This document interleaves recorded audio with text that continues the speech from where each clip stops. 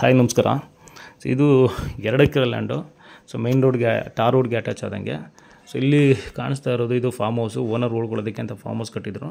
Plus ಇದೊಂದು shed ಇದೆ, ಅಂದರೆ ಮಲ್ಟಿಪರ್ಪಸ್ ಶೆಡ್. ಇದು ಕೌ ಶೆಡ್ ಮಾಡ್ಕೋಬೋದು ಅಥವಾ ಗೋಟ್ ಫಾರ್ಮ್ ಮಾಡ್ಕೋಬೋದು. ಸೊ ಇದು ಓನರ್ ವಾಸಕ್ಕೆ ಇರ್ತಕ್ಕಂಥ ಮನೆ, ಪವರ್ ಕನೆಕ್ಷನ್ನು.